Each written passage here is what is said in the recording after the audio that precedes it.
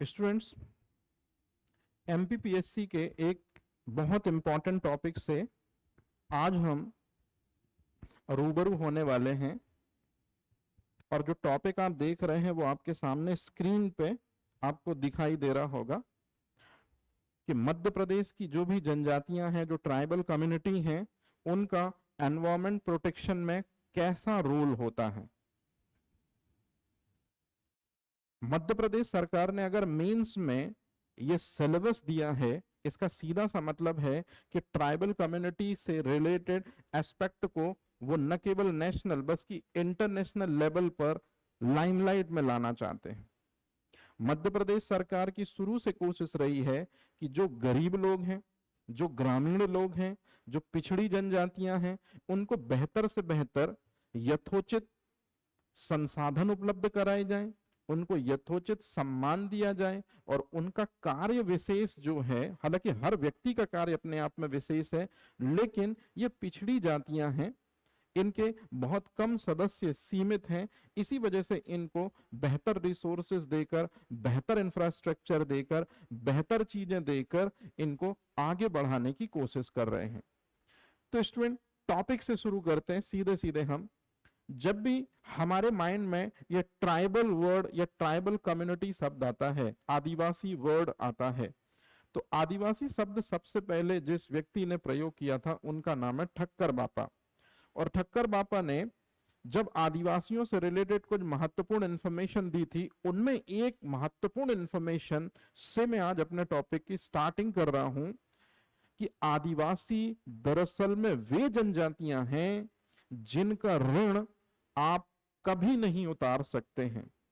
ग्रामीण परिवेश में रहने वाला, चाहे सिटी परिवेश में रहने वाला, चाहे अंतरराष्ट्रीय परिवेश में रहने वाला व्यक्तित्व कभी भी ट्राइबल कम्युनिटी का एहसान जिंदगी में नहीं उतार सकता है।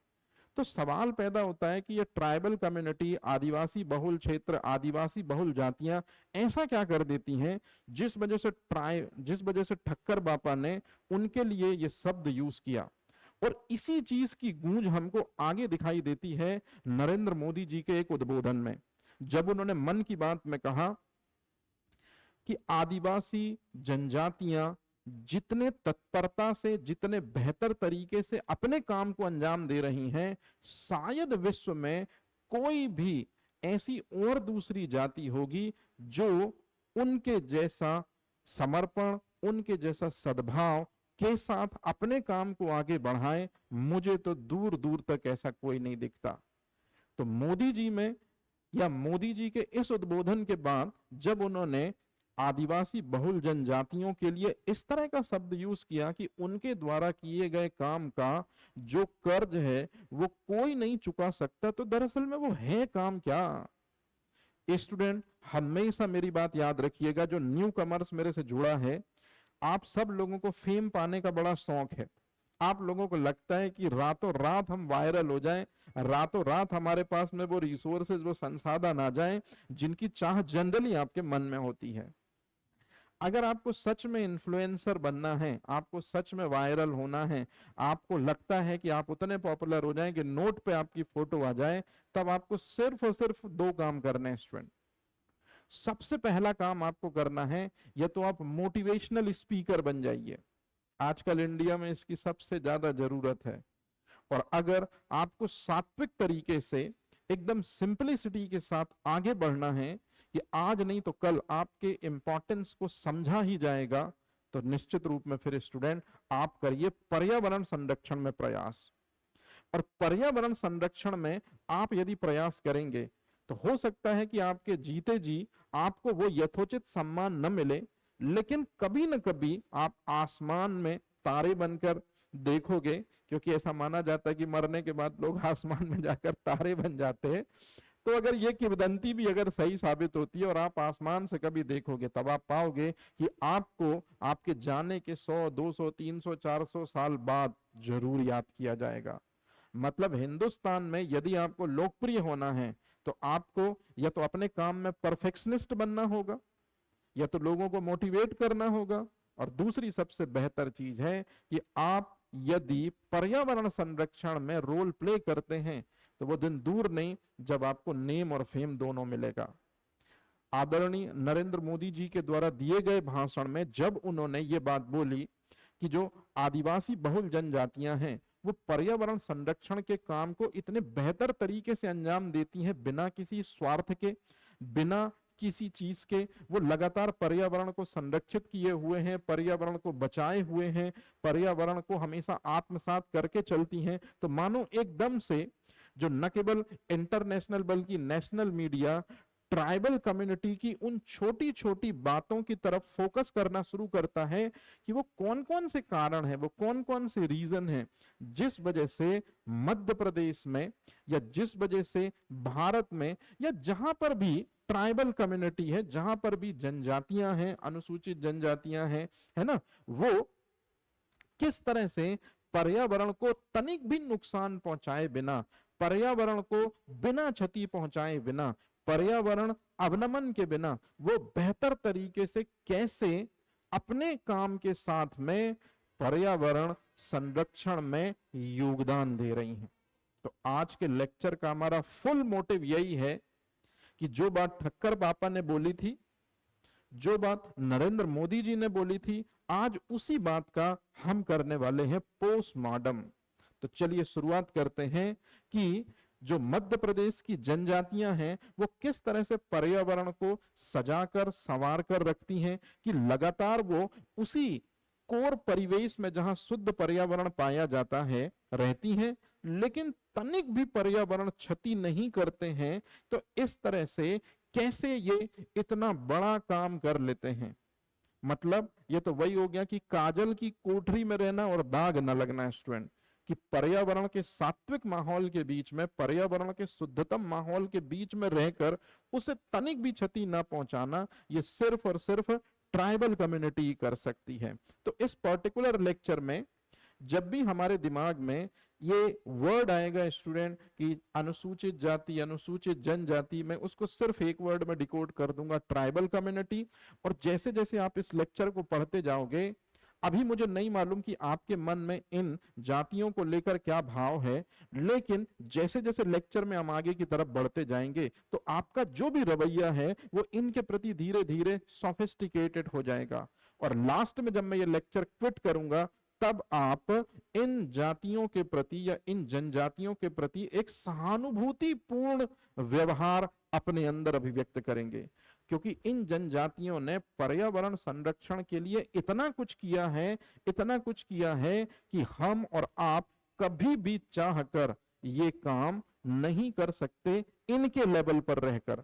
जहां संसाधन कम है, जहां सुविधाएं नहीं है, उसके बावजूद न तो सरकार से कोई गिला, न तो सरकार से कोई शिकवा, बस जंगल हमारी माँ है, जमीन हमारी माँ है और इन्हीं के सहारे हम अपनी जिंदगी काट देंगे। तो चलिए देखते हैं इस लेक्चर में कि किस तरह के बड़प्पन के साथ ये बिना किसी से शिकवा शिकायत किए हुए लगातार अपने काम में आगे बढ़ते हैं, पर्यावरण को क्षति पहुंचाए बिना। तो आज के जिन सुपर हीरोज के बारे में हम बात करने वाले हैं वो कोई एक नहीं है स्टूडेंट, पूरी एक कम्युनिटी है और वो ट्राइबल कम्युनिटी। तो ट्राइबल कम्युनिटी किस तरह से मध्य प्रदेश में पर्यावरण को बचाए हुए है, शुरू करते हैं आज की स्टोरी। स्टूडेंट, सबसे पहले आदिवासी कम्युनिटी में जिनका नाम बहुत आदर भाव से लिया जाता है, आप सामने स्क्रीन देख भी रहे होंगे, टाट्या भील या टाट्या मामा।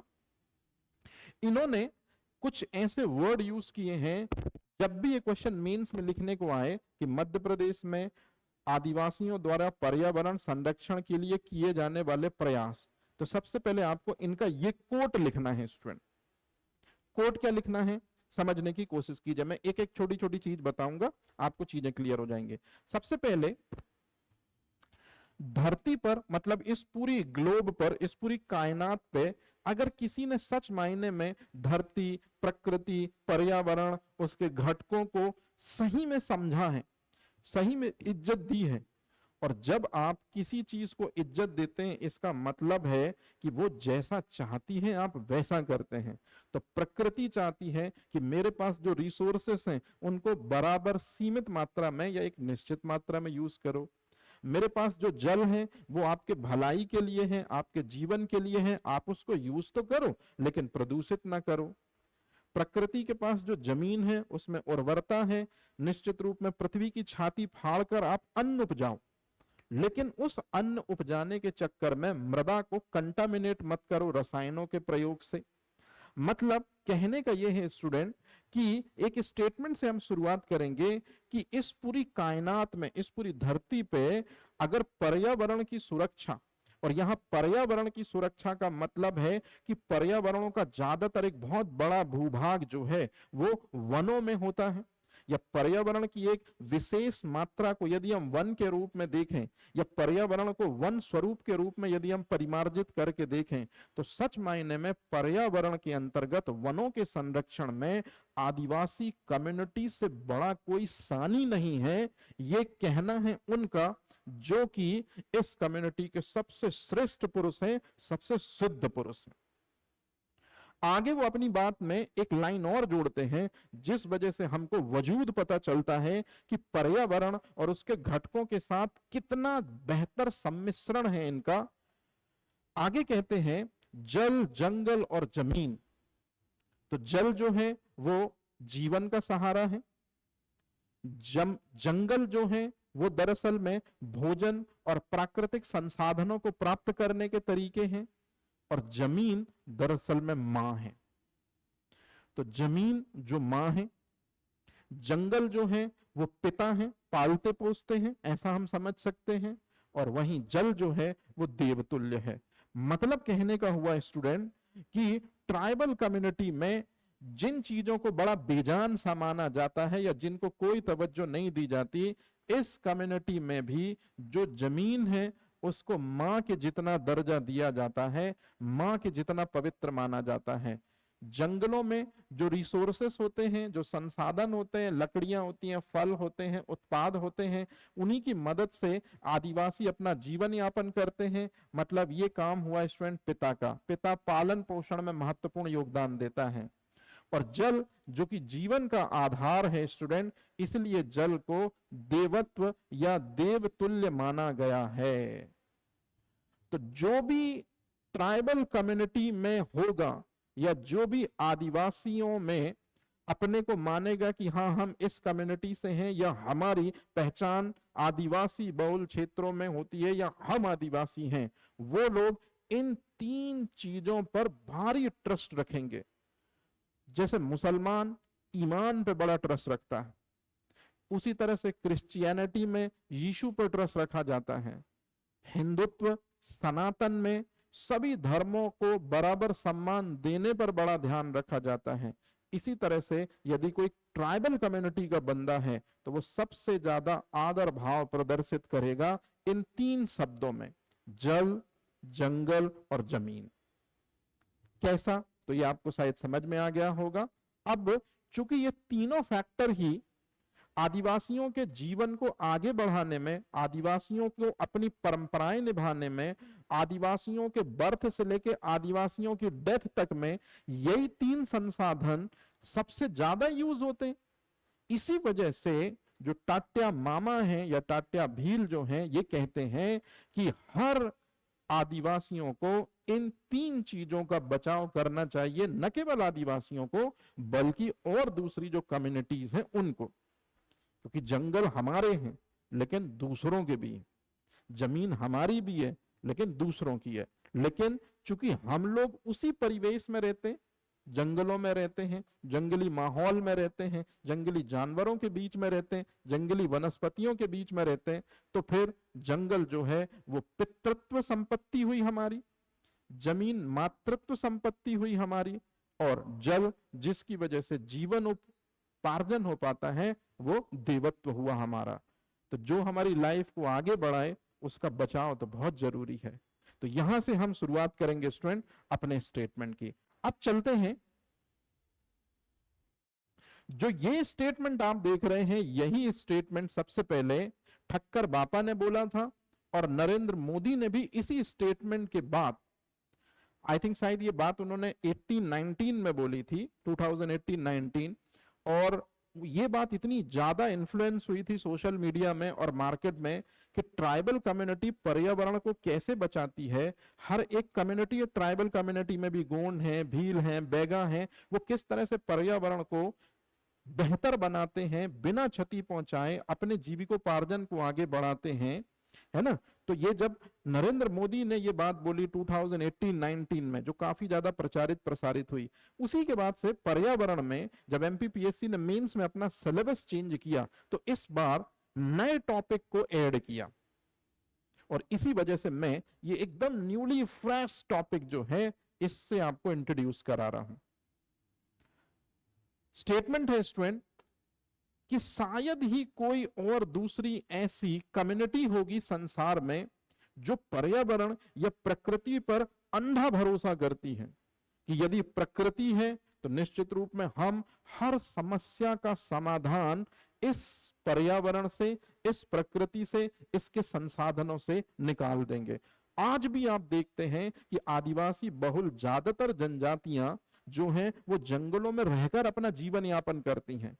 बाह्य परिवेश से कटे होने के बावजूद उनको नहीं मालूम कि बाहर की देश दुनिया कैसी है। हालांकि अब उसमें भी कुछ बुद्धिजीवी और पढ़े लिखे लोग पहुंचकर उनको अवेयर कर रहे हैं, वो बेहतर हैं, उन्हें और बेहतर करने की कोशिश कर रहे हैं, लेकिन ज्यादातर हालात में अभी भी जो ट्राइबल कम्युनिटी है वो जल जंगल जमीन मतलब प्रकृति पर एकदम अंधा ट्रस्ट करके, या प्रकृति पर 100% अंधा ट्रस्ट नहीं बोलना चाहिए स्टूडेंट, उससे बेहतर वर्ड है पूरी तरह से समर्पण भाव के साथ, पूर्ण भरोसे के साथ वो प्रकृति को ही अपना सर्वे सर्वा मानकर अपनी परंपराओं को, अपनी मान्यताओं को लगातार आगे बढ़ा रहे हैं। और शायद ये कि अभी तक कोई भी एक ट्राइबल कम्युनिटी के किसी भी बंदे ने पर्यावरण से कभी किसी गलत एक्सपेक्ट की मांग की हो, या आज तक कभी इतिहास के पन्नों में ऐसा नहीं देखा गया कि किसी भी एक बंदे ने जो ट्राइबल कम्युनिटी का है और उसने पर्यावरण ने उसके साथ जस्टिस नहीं की, न्याय नहीं किया, ऐसा स्टेटमेंट देते हमने कभी नहीं सुना। हमेशा यही देते सुना है कि जो पर्यावरण है, जो प्रकृति है, जो जंगल है, जो जमीन है, उसने माँ और बाप बनकर हमारी हमेशा से सेवा की है, और इसी आदर भाव के साथ रिटर्न के रूप में ये कम्युनिटीज भी पर्यावरण को बिल्कुल इसी तरह का आदर और सम्मान भाव देते हैं। तो अब बात करते हैं कि पर्यावरण को बचाने में आज के समय पे गवर्नमेंट जो योजनाएं ला रही हैं, बड़े बड़े अंतर्राष्ट्रीय स्तर पर प्रयास हो रहे हैं जलवायु परिवर्तन को रोकने के लिए। IUCN की रेड डेटा बुक भी बहुत सारी चीजें, यूनेस्को, WHO, ये बड़े बड़े नाम पर्यावरण को बचाने के लिए, क्योंकि ग्लोबल वार्मिंग की वजह से, जलवायु परिवर्तन की वजह से दुनिया काल का ग्रास बन चुकी है।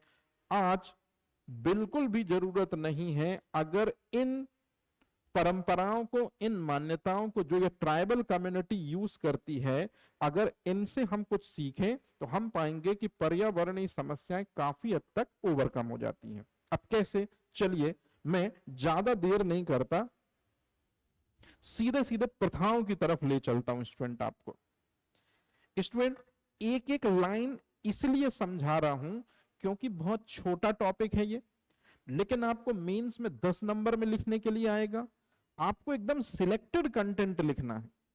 समझा रहा हूं इसलिए बोल ज्यादा रहा हूं, लेकिन जो लाइनें आप देख रहे हैं, अगर आप वो लाइनें लिख देते हैं तो वो लाइनें बिल्कुल साफ सुथरी लाइनें हैं, वो आपको नंबर भी दिलाएंगी, और निश्चित रूप में जो आंसर पढ़ेगा, आंसर को पढ़ने के बाद उसके मन में भी इन ट्राइबल कम्युनिटी के प्रति सम्मान उत्पन्न होगा। और चूंकि आपके द्वारा आंसर दिया गया है तो निश्चित रूप में आप भी वैसे ही होगे जो हकीकत में इनका इंपॉर्टेंस समझ के और इस तरह की फॉर्मेटिंग किया। तो काफी ध्यान रखा गया है कि जो रियल फंक्शन है उन्हीं को दिया जाए, कुछ भी एक्स्ट्रा एड ऑन न किया जाए। जैसे सबसे पहले कैसे पर्यावरण संरक्षित रखती हैं ये आदिवासी बहुल जातियां, इसमें सबसे पहले स्टूडेंट राउड प्रथा।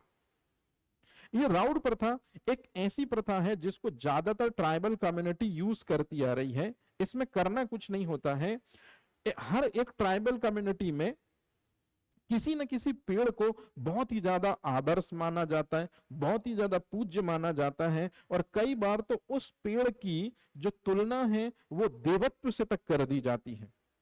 मतलब इन कम्युनिटी के लिए किसी न किसी एक पेड़ का इंपॉर्टेंस बहुत ही ज्यादा होगा। जैसे आप एमपी में जो आपके टीचर्स हैं रिस्पेक्टेबल, आपने उनसे सुना होगा कि जो एक धनुष बाण वाली जनजाति होती है ना, आई थिंक शायद भील है, वो आप थोड़ा सा देख लीजिएगा, मैं एमपी पुट में नहीं हूं उतना। तो जो लोग धनुष बाण अपने साथ हमेशा रखते हैं वो कभी भी बांस को हार्म नहीं करेंगे या बांस को कटने नहीं देंगे। ये बिल्कुल वैसे ही है कि जो महादेव का भक्त है वो कभी भी सांपों को नहीं परेशान करेगा या सांपों की मृत्यु के पीछे खुद को कभी इन्वॉल्व नहीं करेगा, या जो महादेव का भक्त है वो कभी भी नंदी को परेशान नहीं करेगा, है ना। उसी तरह से यहां भी है कि हर ट्राइबल कम्युनिटी में एक जो पेड़ होता है वो बहुत इंपॉर्टेंट होता है, जिसके प्रति देवत्व भाव रखा जाता है। और जो आदिवासी बहुल जनजातियां हैं वो जंगलों में ही निवास करती हैं, तो उनके लिए पेड़ पौधे दरअसल में उनकी जीविका का सहारा होते हैं।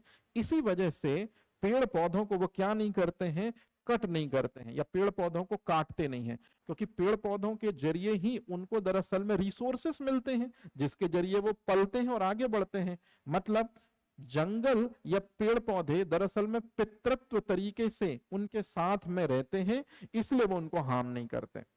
वहीं आदिवासी बहुल जातियां जो होती हैं वो आग नहीं लगाती हैं जंगलों में।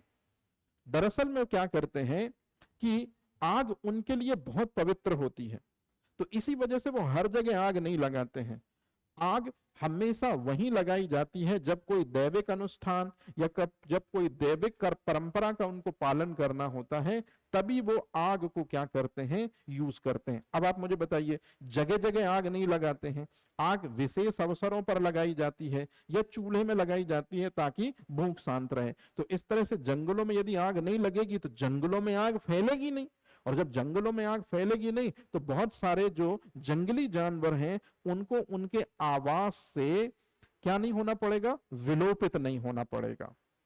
तो इस तरह से न तो ये पेड़ काटते हैं न तो आग लगाते हैं, बल्कि क्या करते हैं कि एक ऐसा क्षेत्र होता है स्टूडेंट कि एक पवित्र पेड़ होता है, उसके चारों ओर ये हमेशा ग्रुपिंग करके रखते हैं। जब भी कोई ओकेशन होता है, पवित्र त्योहार होता है या इनकी किसी परंपरा का इनको निर्वहन करना होता है, और जो लोग पेड़ों को नहीं तवज्जो देते हैं वो लोग क्या करते हैं, आग को बहुत तवज्जो देते हैं।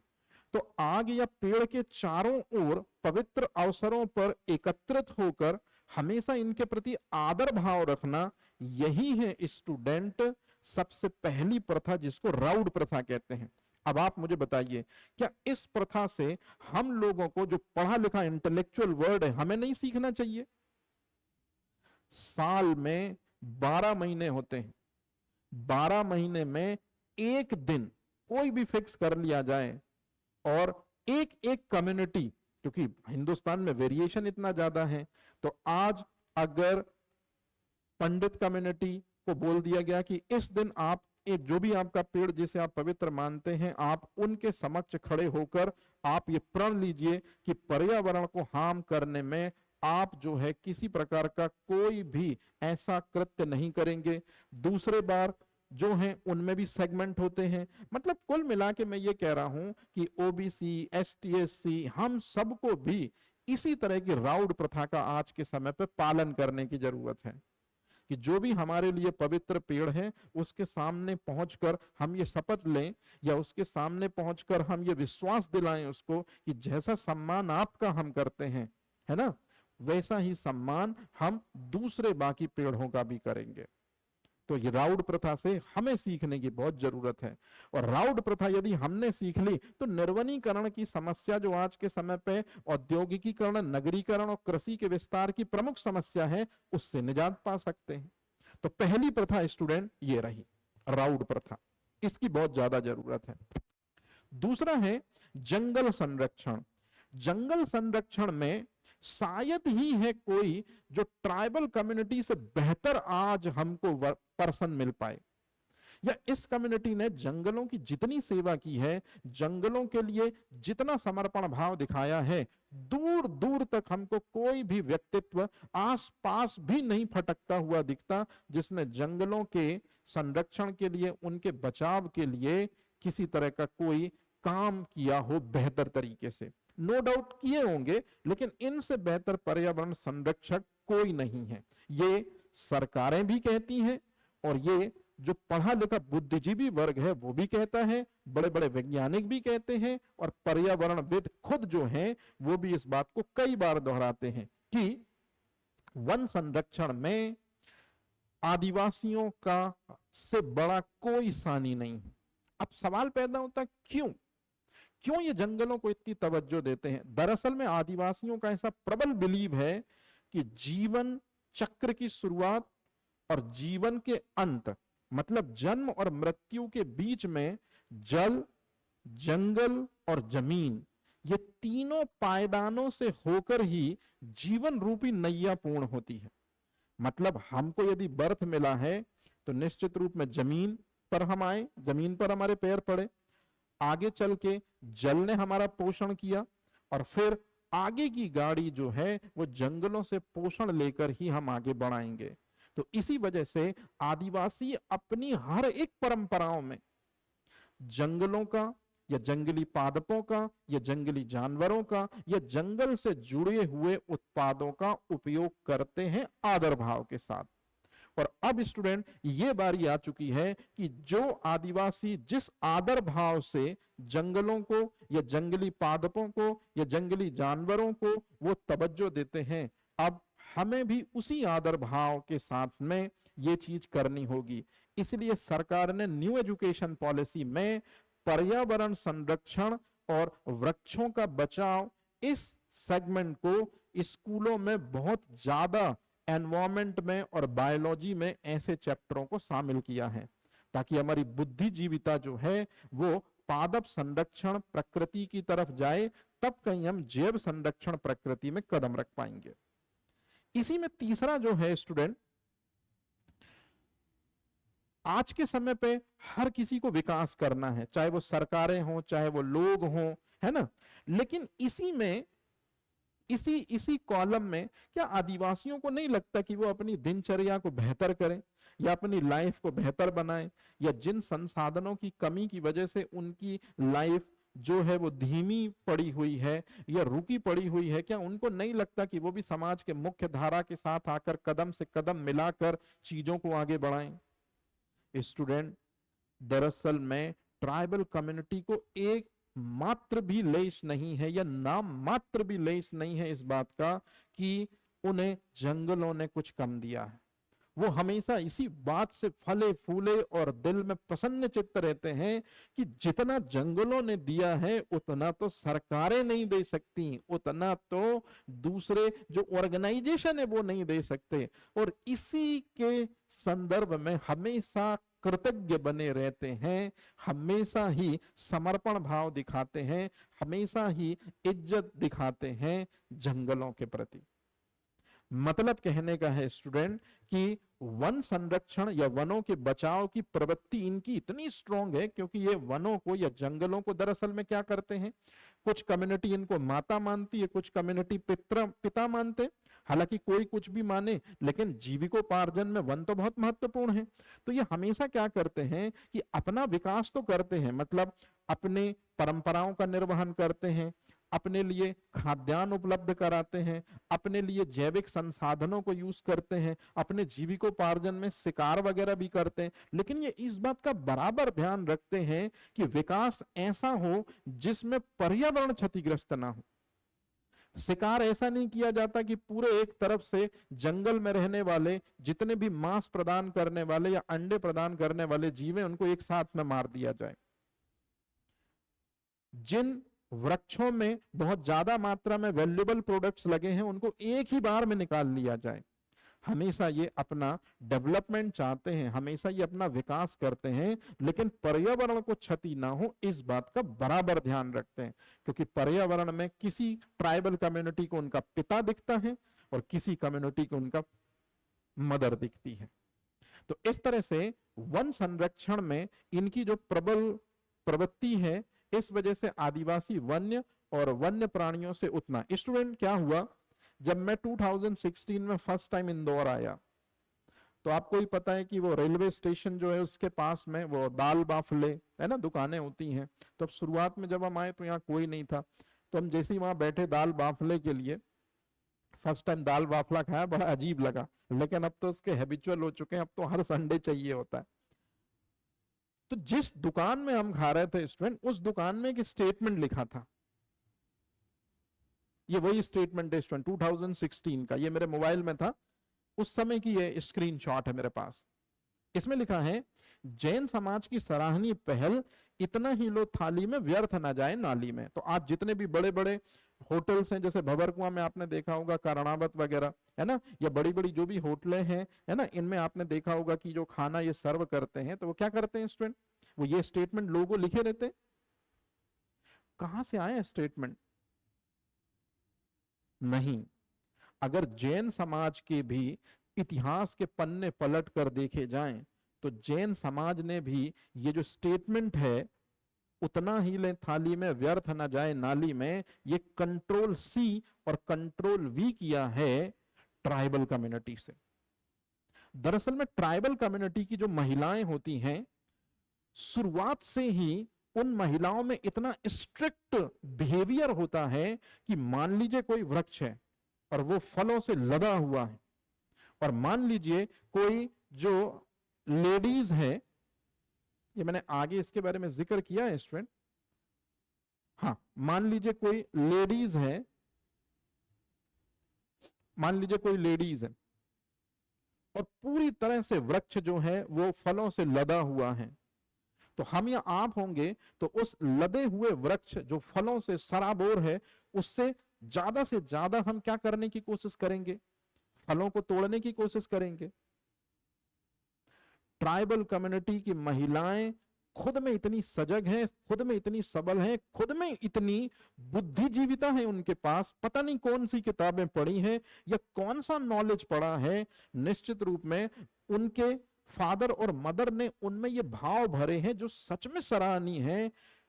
ट्राइबल कम्युनिटी की महिलाएं हमेशा उतना ही लेती हैं जितने में उनका और उनके परिवार का भरण पोषण हो जाए, और बाकी चीजों को वो इस भाव के साथ छोड़ देती हैं कि जो बाकी पेड़ पर फल हैं वो चरिंदों के लिए हैं, परिंदों के लिए हैं, शाकाहारी जानवरों के लिए हैं, पक्षियों के लिए हैं, कीटों के लिए हैं, भौरों के लिए हैं। मतलब इतना सजग भाव कि मेरा पेट तो भर ही रहा है, जितने जरूरत है उतने में, लेकिन बाकी एक्स्ट्रा मैं ना तोड़ूं, क्योंकि इस चीज की वजह से हो सकता है किसी दूसरे जीव का पेट भर जाए, और कहीं इस चीज को मैं अगर जरूरत से ज्यादा ले लूं और ये फेंका जाए तो किसी के हिस्से की चीजें कट गई मेरी वजह से। स्टूडेंट, इतनी बेहतर शिक्षा तो मैं बिलीव के साथ मैं बोल सकता हूं कि हमारा न्यू एजुकेशन सिस्टम तक नहीं दे सकता। और ये बात मैं दिलेरी से इस बिहाफ पे कह रहा हूं कि जब जब बड़ी क्लासों में मैं देखता हूं तो वहां हाई इंटेलेक्चुअल वर्ल्ड में हमको हायर माइंड मैप के लोग मिलते हैं, लेकिन उनके अंदर इस तरह के दया भाव, इस तरह के करुणा भाव थोड़ी कम दिखते हैं। तो सरकार से मेरी अपील है कि एथिक्स, मोरालिटी एक ऐसा सब्जेक्ट है जिसकी असल लाइफ में हमेशा जरूरत पड़ती है, क्योंकि इंसान एक सामाजिक प्राणी है, और सामाजिक प्राणी होने के नाते ये रियलिटी है, ये जरूरत है हमारी कि समाज के लोगों के साथ हमें कैसे पेश आना चाहिए।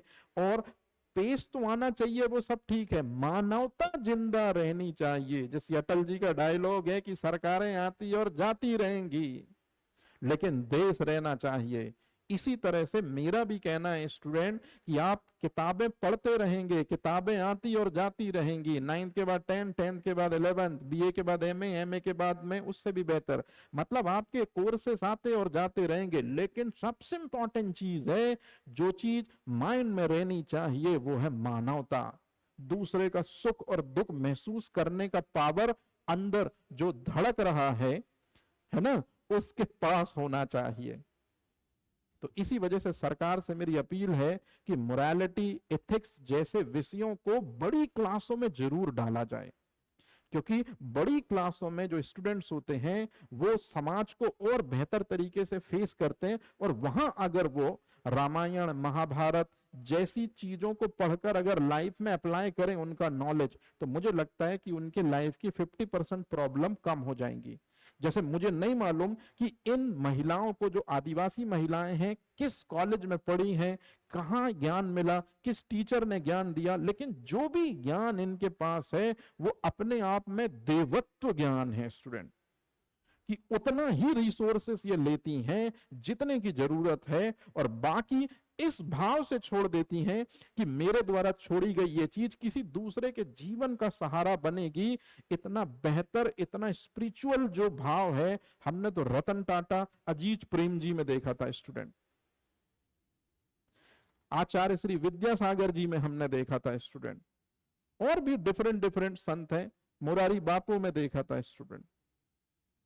तो याद रखिएगा, जो आदिवासी महिलाएं होती हैं वो इस तरह का सतत विकास, ये सतत विकास का एग्जाम्पल है कि फल तोड़ते समय वो इस बात का बराबर ध्यान रखती हैं कि जितने में मेरी आवश्यकता पूर्ति होगी मैं सिर्फ उतना ही लूंगी, बाकी को दूसरों के लिए छोड़ देती हैं। यही तो है student futuristic vision, sustainable development. मां अगर इतनी बेहतर सोच वाली है तो यही बेहतर सोच वाली जो महिला है ये अपने बच्चों को सिखाएंगी और भी बेहतर चीजें। जैसे कि अगला, आदिवासी बच्चों को हमेशा ये महिलाएं सिखाती हैं कि बेटा जो जलाशय हैं, जो नदियां हैं, जिनमें जीवन रूपी जल बह रहा है, हमारे जीवन का मेन साधन है, कभी भी इनको प्रदूषित नहीं करना है। दुनिया में प्रदूषण की समस्या ने विकराल रूप धारण कर रखा है। आए दिन आता है कि इस इंडस्ट्री ने, यहां के लोगों ने पर्यावरण को प्रदूषित किया। आपने कभी नहीं सुना होगा कि ट्राइबल कम्युनिटी ने किसी तरह का कोई प्रदूषण किया हो, वाटर वाला तो छोड़ दो, किसी भी प्रदूषण का। मतलब ये कितने स्ट्रॉन्ग तरीके से पर्यावरण संरक्षण को आगे बढ़ाते हैं, अपने परंपराओं में, अपने खून में इन्होंने उसको उतार लिया है कि हम तो बेहतर करेंगे, अपने बच्चों को भी ऐसा सिखा के जाएंगे जिससे ये परंपराएं हमेशा बनी रहें। मतलब मैं रहूं या ना रहूं, ये देश रहना चाहिए। वहीं ट्राइबल कम्युनिटी की महिलाएं कहती हैं कि मैं रहूं या ना रहूं, पर्यावरण रहना चाहिए। और सच में अब उसकी जरूरत आन पड़ी है। जो आदर भाव, जो विचार इनके मस्तिष्क में है, अब वही सारी मातृ जाति के मस्तिष्क में विचार आने चाहिए, क्योंकि मातृ शक्ति से ही परिवार का निर्माण होता है। तो देखिए कितनी अच्छी चीजें वो सिखा रहे हैं अपने बच्चों को कि जो जलाशय, जो नदियां जिनमें जल बहता है, जो जीवन का आधार है, इन पे सिर्फ हमारा नहीं, पूरे मानव समाज का अधिकार है। इसी वजह से इनको कभी दूषित न किया जाए। ये समाज की बराबर संपत्ति है, सभी का अधिकार है। तो ऐ मेरे बच्चों, कभी भी तुम इनको कंटामिनेट नहीं करना। और मैंने तो आज तक कभी ऐसा कोई केस नहीं पढ़ा न्यूज़पेपर में, 35 साल मेरी एज है लगभग स्टूडेंट, कि कभी किसी ट्राइबल कम्युनिटी ने प्रदूषण की समस्या को जन्म दिया हो। क्लियर है ये चीज? चलिए अब आगे चलते हैं। जीव संरक्षण। देखिए जंगलों को इसलिए बचाते हैं कि जंगलों से रिसोर्सेस मिलते हैं।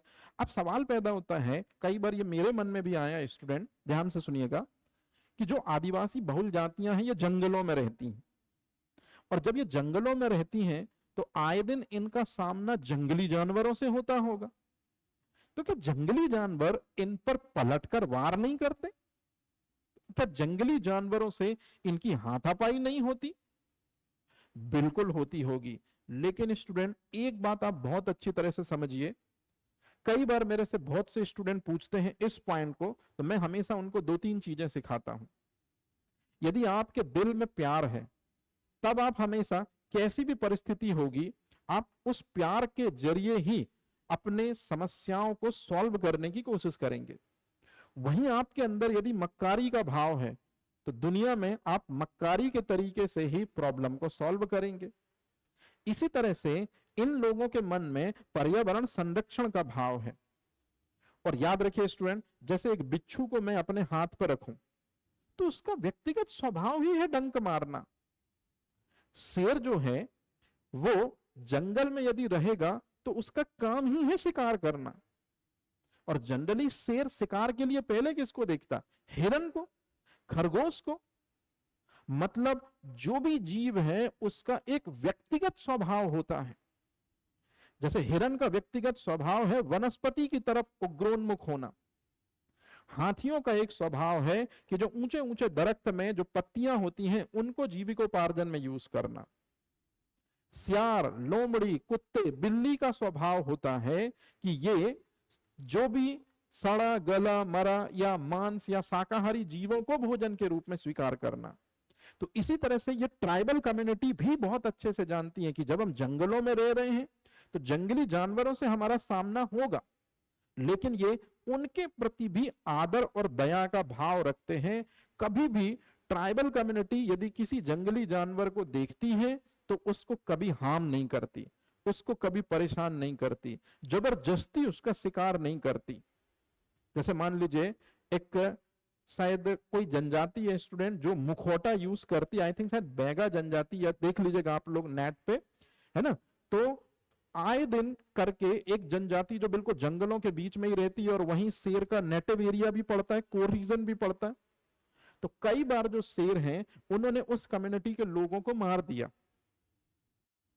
जब ये बात उनके मुखिया से पूछी गई कि आप लोग पलट के प्रत्युत्तर क्यों नहीं देते, उस शेर को क्यों नहीं मारते, तो सोचिए जो ट्राइबल कम्युनिटी का मुखिया था, वो जो ट्राइब्स रही होगी मुझे अभी याद नहीं आ रहा, लेकिन आप भाव सुनिए। उनका कहना यह था कि हमारी जनजाति के लोगों से कहीं ना कहीं पर्यावरण संरक्षण में या जंगलों के बचाव में या पानी के बचाव में या हमारे जमीन जो हमारी माँ है, हम लोगों से कहीं ना कहीं कोई गलती हुई है और इसी गलती की सजा ये जो व्याघ्र राज हैं इन्होंने दी है। मतलब आप समझ रहे हैं स्टूडेंट, इन पर अगर विपत्ति भी कभी आई जंगली जानवरों के रूप में तो वो उस जंगली जानवरों से वैमनस्यता का भाव न निकालकर हमसे कहीं ना कहीं वीकनेस हो गई है, हमसे कहीं ना कोई कमजोरी हो गई है, हो सकता है जाने अनजाने में हमने वृक्षों को नुकसान पहुंचा दिया है, जाने अनजाने में हमने जंगलों को नुकसान पहुंचा दिया है, जाने अनजाने में हमने वाटर रिसोर्सेस को नुकसान पहुंचा दिया है। मतलब वो इस भाव से इन मौतों को जस्टिफाई कर लेते हैं और जिन घरों से लाशें उठेंगी उनके मन में भी ये इस तरह का विरोधाभासी भाव फिर नहीं आएगा। उनको भी लगता है कि निश्चित रूप में कहीं ना कोई गलती हुई होती है और आत्ममंथन कहीं ना कोई गलती निकाल ही देती है। मतलब आप समझिए स्टूडेंट कि आदिवासी कम्युनिटी का हमेशा खूंखार जंगली जानवरों से कभी न कभी सामना होगा और जब कभी भी सामना होता होगा तो इस प्रक्रिया में कभी न कभी कुछ लोगों की जान जाती होगी। तो चाहे तो ये उस कम्युनिटी के लोग पूरी उस वन्य प्रजाति को ही सर्वनाश करके रख दें, लेकिन ये बहुत अच्छे से जानते हैं कि वो उनकी राडार है। जैसे जो जंगल है वो दरअसल में क्या है स्टूडेंट, ये जमीन जो है वो क्या है स्टूडेंट, माँ और बाप है। तो जैसे जंगलों ने आदिवासी कम्युनिटी को रहने के लिए साधन दिया है, बिल्कुल सेम उसी तरह का उपभोग करने के लिए उनके बांधु बांधवों को जो थोड़े से आकार में अलग है, साइज में अलग है, जंगली जानवरों को भी तो दिया है आश्रय।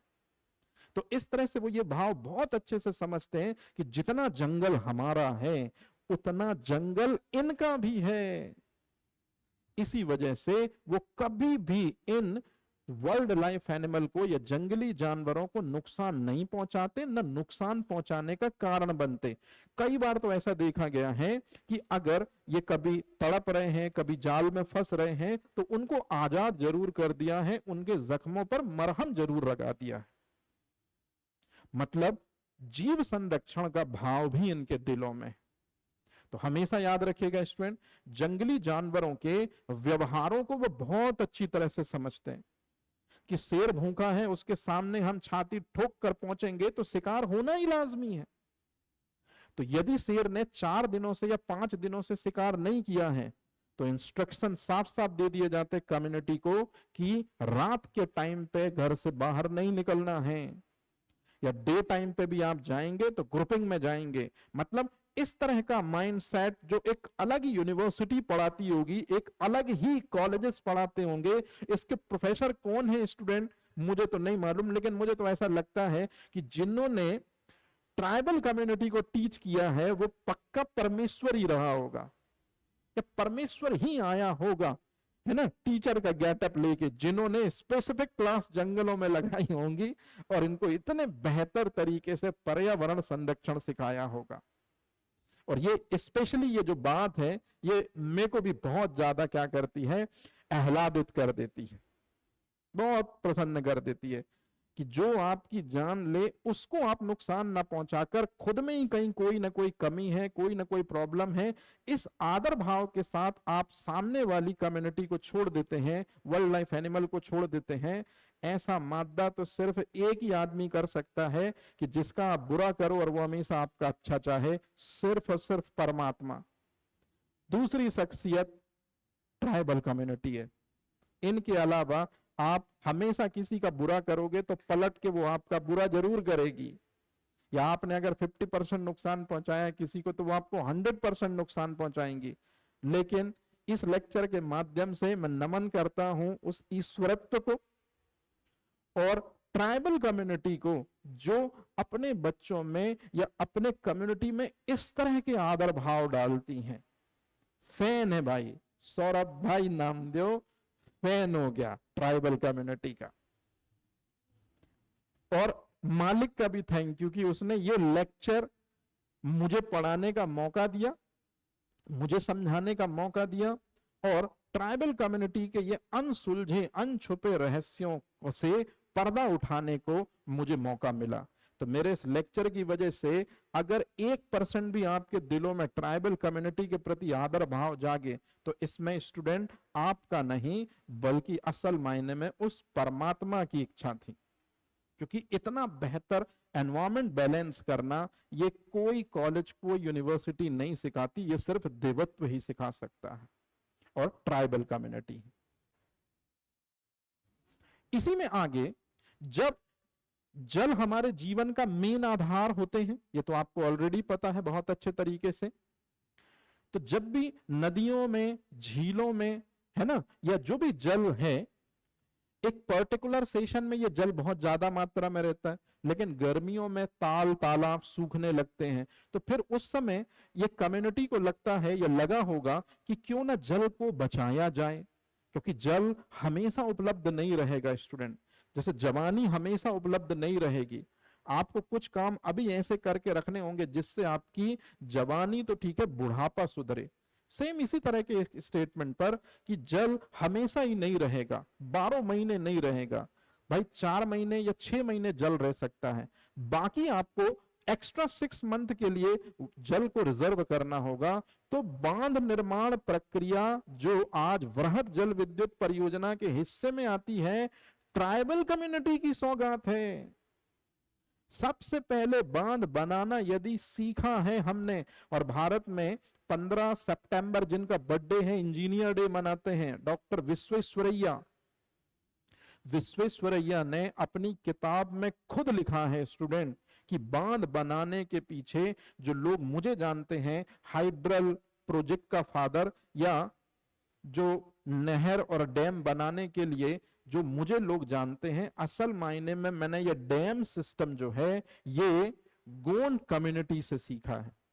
क्योंकि गोंड कम्युनिटी क्या करती है, एक गहरा गड्ढा बना देती है तालाब जैसा, उसमें वाटर स्टोर्ड हो जाता है, और फिर उसके बाद से जब वाटर फ्लो होने लगता है तो याद रखिएगा, ये इस बात का भी ध्यान रखते हैं कि वाटर को सिर्फ हम नहीं, आगे दूसरे जानवरों, दूसरे जीवों, दूसरे लोगों के लिए जीवन का माध्यम है। तो हमेशा वो क्या करते हैं कि गड्ढे को गहरा बनाते हैं, याद रखिएगा स्टूडेंट, और फिर उसके बाद एक बैलेंसिंग लेवल लेकर आ जाते हैं, तो जिससे थोड़ा थोड़ा पानी जो है वो यहां निकलता रहे और आगे के लोगों को, आगे के जीवधारियों को, आगे के प्राकृतिक संतानों को वो मिलता रहे। तो इस तरह से ये बांध निर्माण प्रक्रिया जो है ये सबसे पहले गोंड ट्राइब्स ने हमको सिखाई स्टूडेंट। और आज भी इसके लिए जो कि इंजीनियर डे जिनके नाम पे मनाया जाता है, वो हमेशा इस बात को इनको ही श्रेय देते थे कि पानी भंडारण करने की जो क्षमता आज बड़े बड़े डैमों ने अर्जित की है, वो कंट्रोल सी और कंट्रोल वी है गोंड कम्युनिटी का।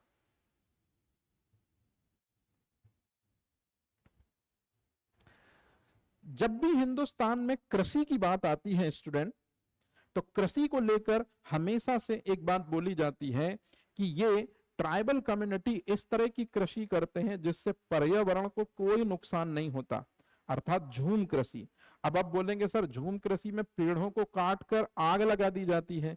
मैंने शुरू में ही बताया ना, ये पेड़ों को काटते हैं ना ये पेड़ों को आग लगाते हैं, बल्कि जो मैदान होता है, मैदान में जो घास बहुत ज्यादा बढ़ जाती है, तो ये क्या करते हैं, ये उस घास को साफ करते हैं और उस घास को साफ करने के बाद में पूरा का पूरा कुछ समय बाद सुखाने के बाद में ये खेत के बीच में रखते, अपनी एक मीटिंग ले लेते हैं, एकाध कोई ना कोई एकाध अपनी परंपरा को पुनर्जीवित कर लेते हैं, किसी बच्चे का बर्थ, किसी की शादी, तो इस तरह से आग की व्यवस्था चाहिए उनको, तो आग के लिए साधन हो गया।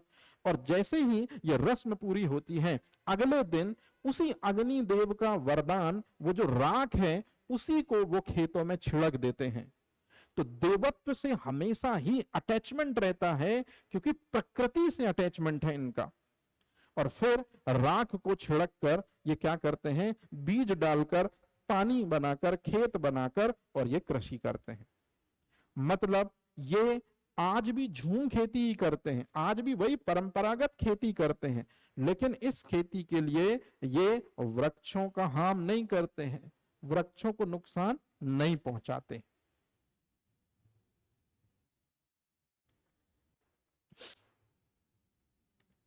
इनका ऐसा मानना है, एक बार किसी ट्राइबल कम्युनिटी के मुखिया से किसी पत्रकार ने पूछा कि समाज की मुख्य धारा से कटे हुए लोग हो आप, पिछड़े लोग हो आप, समाज का वो बौद्धिक स्तर आपके पास नहीं है, जो संसाधन आपको मिलने चाहिए उनमें भी सरकार कटौती कर रही है या नहीं दे रही है, या आपके हिस्से में जो भी आ रहा है वो भ्रष्टाचार की भेंट चढ़ जा रहा है। आपका जो अपना हक है वही यदि सरकार या वही यदि लोग नहीं दे रहे हैं, और ये बात आपको पता है, इसके बावजूद भी आप कैसे जी लेते हैं? आपको नहीं लगता कि सरकार के छाती पर खड़े होकर उनसे अपना अधिकार आपको मांगना चाहिए? लोगों ने, जिन्होंने भ्रष्टाचार करके आपके बच्चों के बेहतर विकास के लिए जो रिसोर्सेस आए थे, जो रुपया पैसा अनाज आया था, दवाइयां आई थी, हेल्थ फैसिलिटी आई थी, क्या आपको वो लेना चाहिए? मुखिया पहले तो सवाल सुन के थोड़ा सा क्या हुआ, मुस्कुराया, और मुस्कुराने के बाद उसने जवाब दिया, सरकार और लोग हमको नहीं पालते पोसते हैं, या सरकार और लोग हमारे साथ में आए, हमारी कम्युनिटी को बढ़ाएं, इसमें उनका आभार है, इसमें उनका स्वागत है। असल में जो हमको पालता है, जो हमको पोसता है, जो हमारे साथ प्रतिपल खड़ा हुआ है, हमारी परंपराओं में जो जीवित है और आगे भी जीवित रहेगा, वो सिर्फ 3 लोग हैं जिनके प्रति हमें हमेशा लॉयल रहना है। मुखिया ने बेहतर तरीके से मानो भौहें चौड़ी की और एक बेहतर मुद्रा में, उत्साहित मुद्रा में जवाब दिया कि सरकार और लोग हमें खाने को नहीं देते साहब, जल, देव, जमीन, मां और जंगल रूपी पिता, ये 3 लोग असल मायने में हमारे जीवन से लेके मरण तक के सारे चक्रों को निर्धारित करते हैं। तो इसीलिए हम इन 3 का शुक्रिया अदा सबसे ज्यादा करते हैं कि मालिक ने हमको यदि पैदा किया और जल, जंगल, जमीन का साथ दिया, तो हमें अब किसी और दूसरे साथ की जरूरत नहीं। लेकिन चूंकि दुनिया आगे निकल रही है, तो हम भी चाहते हैं कि हमारे बच्चे भी आगे निकलें, तो सरकार और लोग सहयोग करें, इसमें उनका हाथ जोड़कर अभिनंदन है। लेकिन सरकार यदि नहीं देना चाहती या नहीं दे रही है, या लोग नहीं करना चाहते मदद, तो कोई गिला शिकवा नहीं, क्योंकि हमारा जीवनचर्या जो पूर्ति है वो जल, जंगल, जमीन से हो रही है, और हम हमेशा इन तीनों के प्रति कृतज्ञ रहेंगे, हमेशा इनके प्रति आदर भाव रखेंगे।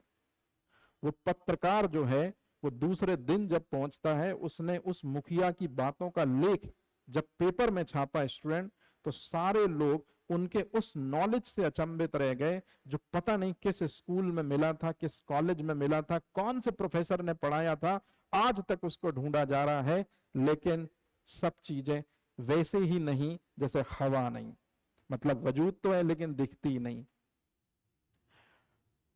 तो वन आधारित आजीविका चलाते हैं, जैसे वनों से ही कुछ खाद्यान्न को प्राप्त करके उसे सेल आउट कर लिया, वनों से ही कुछ महत्वपूर्ण जड़ी बूटियों को संग्रहित करके उसको बेच लिया, वनों से जो वनी उत्पाद होते हैं उनको प्राप्त किया और उनको बेच लिया। तो कहने का मतलब ये कि ट्राइबल कम्युनिटी को लगता है कि सरकार साथ न दे तो कोई दिक्कत नहीं, हालांकि सरकार भी बढ़ चढ़ के मदद कर रही है भाई। सरकार ने इनके विकास के लिए इतनी योजनाएं संचालित की हैं कि अगर मैं सुबह से इनके बारे में बोलना शुरू करूं तो पता नहीं कि कितनी रातें और कितने दिन समाप्त हो जाएंगे। ये सरकार का बड़प्पन है कि वो इतनी योजनाओं के बावजूद भी कोई क्रेडिट नहीं ले रही है। लेकिन वहीं ये कम्युनिटी भी अपने आप में उतनी ही अडिग, उतनी ही जिद्दी कि जब तक हमारा भरण पोषण जल जंगल जमीन से हो रहा है, हमें किसी चीज की कोई जरूरत नहीं। आप दें तो ये आपका आदर भाव है, हम सार्स स्वीकार करते हैं, लेकिन हमारे लिए तो हमारा देवत्व, हमारा पितृत्व, हमारा मातृत्व ही सब कुछ है। ये इसी आदर भाव के साथ अपना जीवन जीते हैं कि वनों ने हमको जीविकोपार्जन का साधन दिया है, हम अपनी आजीविका बहुत अच्छे से चला लेंगे, कोई गिला नहीं है हमको किसी से। मतलब स्टूडेंट कई बार तो मैं ये भाव जब इनके देखता हूं पर्यावरण संरक्षण के प्रति, और जिस भाव के पीछे जो मोटिव है, तो सच में मुझे एक ही बात बार बार याद आती है कि यार कहां है वो स्कूल यार जहां ऐसी चीजें बताई जाती हैं, कहां है वो कॉलेज जहां ऐसी चीजें सिखाई जाती हैं, कौन है वो टीचर जो इनको ये सब बताकर गया। मतलब आउटस्टैंडिंग नॉलेज के धनी है भाई ये लोग। बारंबार प्रणाम इनके नॉलेज को और इनके टीचर्स को या इनके गाइडर को या इनके मेंटर को, बारंबार प्रणाम। स्टूडेंट, जो ट्राइबल कम्युनिटी के जो वृद्ध पुरुष होते हैं, जो महिलाएं होती हैं, वो ये हमेशा जानती हैं कि हमारे आने वाली जो पीढ़ी है, कहीं वो जल जंगल जमीन के महत्व को भुला ना दे, बिसरा ना दे, इनके महत्व को एकीकार न कर दे या बहिष्कृत न कर दे। इसी वजह से ये हमेशा बहुत स्ट्रिक्टली, जैसे हर माँ बाप अपने बच्चों में आचरण और सदाचार के बीजारोपण चाहते हैं, उसी तरह से ये महिलाएं भी और वो वृद्ध पुरुष जो समाज में अग्रणी हैं ट्राइबल कम्युनिटी में, वो भी समय समय पर क्या करते हैं, अपने बच्चों का मार्गदर्शन करते रहते हैं। तो गाने के जरिए, गीतों के जरिए, परंपराओं के जरिए, रीति रिवाजों के जरिए, ये जो बड़े बुजुर्ग हैं या घर की जो गृहस्थ महिलाएं हैं, वो अपने बच्चों में इस तरह के संस्कार, इस तरह के आदर भाव, अपनी सभ्यता, अपनी परंपरा वाले डालती रहती हैं, उनको बताती रहती हैं, ताकि जब कभी ये न रहें तो इनके न रहने के बाद जो इनकी आने वाली संततियां हैं, इनकी आने वाली औलादें हैं, वो भी जल जंगल और जमीन को उतनी ही तवज्जो दें, उतना ही आदर भाव दें जितना ये देते थे। तो इस तरह से ये क्या करते हैं, पर्यावरण संरक्षण का नॉलेज एक पीढ़ी से दूसरी पीढ़ी में ट्रांसफर करते हैं। आज जो सरकार कह रही है 5वीं 6वीं 7वीं 8वीं 9वीं 10वीं ग्रेजुएशन पोस्ट ग्रेजुएशन के सिलेबस में और पीएचडी वगैरह करिए, तो एनवायरमेंट प्रोटेक्शन के लिए सब्जेक्ट जोड़िए, या हर क्लास में पर्यावरण को बचाने के लिए या पर्यावरण संरक्षण व्यक्तित्वों के बारे में बताइए। ये लोग तो बिना किसी चीज के परंपरागत ज्ञान पर्यावरण संरक्षण का अपनी औलादों को, अपनी संततियों को बिना किसी शिकवे शिकायत के सिखाते हैं। तो आज भी पर्यावरण संरक्षण में ट्राइबल कम्युनिटी जो है वो ग्रेट है, और आने वाले समय में भी ये, मुझे उम्मीद है कि मैं रहूं या ना रहूं, ट्राइबल कम्युनिटी का सिखाया ये मोटिव कि पर्यावरण रहना चाहिए, ये हमेशा रहेगा स्टूडेंट।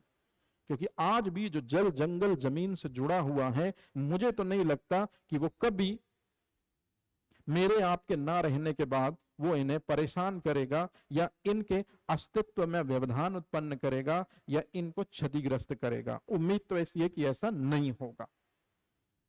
और फाइनल में अपना लास्ट चीज मैं कंक्लूड कर रहा हूं स्टूडेंट, कि मध्य प्रदेश की जो जनजातियां हैं उन्होंने प्रकृति को मां माना है, और मां जीवित होती है। एक होती है हमारी बायोलॉजिकल मां जिसने हमको जन्म दिया है ना, और एक होती है वो मां जो है तो नहीं लेकिन मां के जैसे ही सारे आदर भाव, मां के जैसे ही अपने संतान के प्रति वात्सल्य और प्रेम के साथ, दुलार के साथ बच्चे को जो जरूरत पड़ती है उसे उपलब्ध कराती है।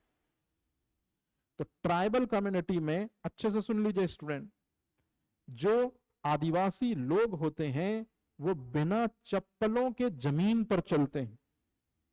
इतना आदर भाव मैंने किसी कम्युनिटी में नहीं देखा अपनी मां के लिए। लोगों को सुनते सुना है, कलेक्टरों को, आईएएस ऑफिसरों को इंटरव्यूज वगैरह में, कि कभी बच्चा सिलेक्ट होता है और उससे पूछा जाता है कि आप अपने माँ और बाप को किस तरह से देखते हैं, उनके लिए क्या कर सकते हैं। तो किसी कलेक्टर का मुझे जवाब आ रहा है याद, कि मैं अगर अपने खाल से बने चमड़े के जूते भी अपने माँ और बाप को पहनाऊं तो शायद ये उनके लिए कुछ भी नहीं होगा जिससे ज्यादा या जिससे बेहतर उन्होंने मेरे लिए किया है। सेम इसी तरह से स्टूडेंट ये वाला भाव भी है।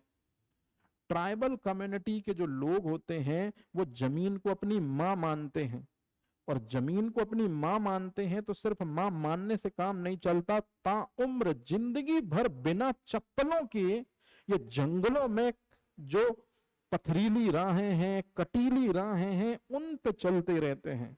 तो कई बार जब भी इनके पैरों पे कंकड़ चुभता होगा, पत्थर चुभता होगा, तो इनको निश्चित रूप में ये भाव आता होगा कि कभी ना कभी हम स्लीपर डाल लें या शूज डाल लें, लेकिन क्या मां के ऊपर कभी कोई रौंदते हुए उसे चलेगा इनके साथ? मतलब क्या क्लासी नॉलेज है यार। मतलब मैं तो मालिक से शुक्रिया अदा करता हूं कि ये चैप्टर पढ़ने और समझने का मेरे को मौका मिला, और इसके लिए थैंक यू वेरी मच। जो ये इंस्टीट्यूशंस है जहां से मैं लेक्चर रिकॉर्ड कर पा रहा हूं, वेदांता एकेडमी, पाठक सर के दिशा निर्देशन में इसी तरह का जो सेगमेंट है वो बीच बीच में आपके द्वारा लाया जाता है, और स्पेसिफिक इस टॉपिक के लिए आदरणीय जो पाठक सर है उन्हीं ने मुझे प्रमोट किया। सौरभ, एनवायरमेंट में एक नया टॉपिक जुड़ा हुआ है, मध्य प्रदेश में जनजातियां पर्यावरण को कैसे बेहतर कर रही हैं, इसका थोड़ा सा वीडियो बना, इसको थोड़ा सा पढ़ा ताकि लोगों को पता चले इनके बारे में। आउटस्टैंडिंग, मजा आ गया स्टूडेंट ये चैप्टर को पढ़कर। और जनजातियों का जो अपना ट्रेडिशनल नॉलेज है, उनकी लाइफस्टाइल है, उनके जो रिसोर्सेस हैं, वो हमारे लिए भी बहुत योजनादायक है।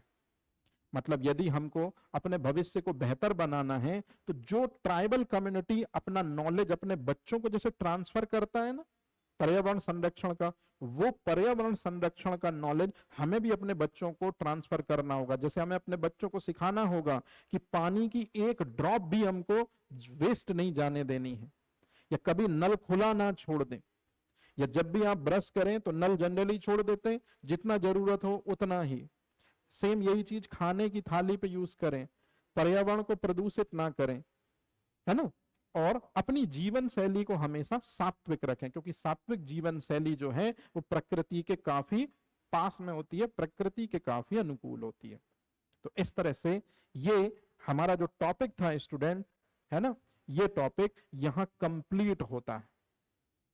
कौन सा टॉपिक कंप्लीट होता है कि मध्य प्रदेश की जनजातियों की पर्यावरण संरक्षण में भूमिका क्या है।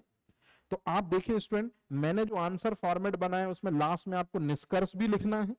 जैसे कि आप देखिए ये निष्कर्ष लिखना है, ये लाइन डबल डबल रिपीट हो गई, कोई दिक्कत नहीं। फिर उसके जस्ट बाद में यदि मैं शुरू से शुरू करूं तो अगर मान लीजिए आपको क्वेश्चन कभी आएगा, है ना, यदि आपको मान लीजिए क्वेश्चन कभी आएगा तो आपको यहां से शुरू करना है अपना आंसर, ये चीज शुरू करनी है आपको। पहले कोट लिखना है, उसके जस्ट बाद में आपको ये कैसे कैसे वो संरक्षण करती हैं ये चीज लिखना है, और फिर उसके बाद में सबसे लास्ट में आपको निष्कर्ष जरूर मेंशन करना। और लीजिए स्टूडेंट, यहां ये टॉपिक हमारा होता है क्लोज। मतलब आदिवासियों जितना पर्यावरण को बेहतर तरीके से क्लोज से जानने वाला और उनको समझने वाला और उनको सम्मान देने वाला वर्ग अभी तक तो मैंने नहीं देखा स्टूडेंट। और इस लेक्चर से मुझे भी बहुत सी ऐसी चीजें सीखने को मिली जिनको हम अप्लाई करके पर्यावरण को खुशहाल और बेहतर बना सकते हैं। तो उम्मीद यही है कि आप भी इन बातों में से अगर एक को भी आत्मसात कर लें अपने लेक्चर में, तो इस लेक्चर का और वेदांत एकेडमी का मोटिव इस लेक्चर के लाने का वो हो जाएगा पूरी तरह से सार्थक। उम्मीद करते हैं कि ये लेक्चर की चीजें आपको पसंद आई होंगी, है ना, और भविष्य में आप भी पर्यावरण संरक्षण में अपना महत्वपूर्ण योगदान देंगे। तो चलिए कहानी को खत्म करते हैं। जल, जंगल, जमीन को अस्तित्व बनाए रखने के लिए इसको सहर्ष महत्व देने के कारण। तो उम्मीद करते हैं कि सेशन जो है वो आपके लिए वैल्यूएबल रहा होगा। तो अब यहीं करते हैं क्लोज और मिलते हैं नेक्स्ट टॉपिक के साथ। Thank you.